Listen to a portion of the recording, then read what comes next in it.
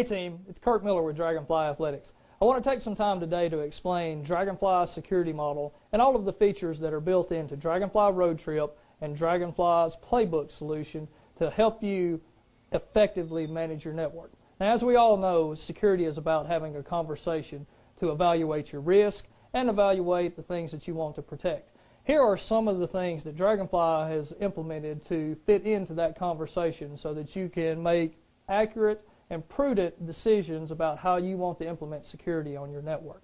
So let's take a look at the first key point of the DragonFly security model, and that is our active security permissions. Who has access to our playbooks? What do they have access to? Are they on the offensive line or the defensive line? Do they have access to the Week 7 package or the nickel setup? When do they have access to it? Do they have access to it through the end of this week? Does it expire tomorrow? Is it currently expired? And where can they access this content? Meaning, can they access it on this particular iPad or multiple iPads or at home or whatever the case may be? But all of those things together constitute DragonFly's active security model where we're actively looking for things, to secure. Now, the next key point of our security model is DragonFly's dead man switch. And our dead man switch works like this.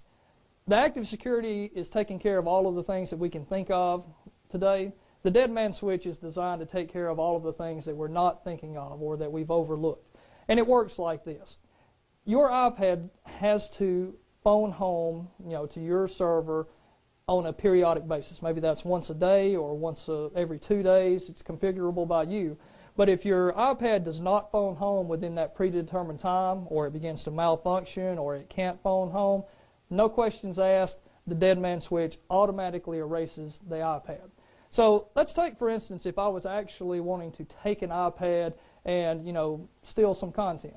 The first thing that I would do would be to turn off the Wi-Fi connection so that you could not send down a kill bit, for instance, from the active security model. And, with a lot of solutions, that probably would do the trick. But with DragonFly's dead man solution, if you do not phone home within the day or 2 days, the dead man automatically removes everything from the iPad. Doesn't brick the entire iPad, it just takes everything out of DragonFly Road Trip. No more playbooks, no video, no nothing. Road Trip itself is gone. And really these two key features, the active security model and the dead man switch, constitutes the bulk of our security model and are really the two linchpins of the security system. Next is password policy. Do you require strong passwords? Are simple passwords okay? Do you have to enter a password each time that you enter the app, or is it okay to enter it once when you first log on? You have the ability to control all of that in-house. Next, many teams may require that each device be registered before it is able to access video or a playbook.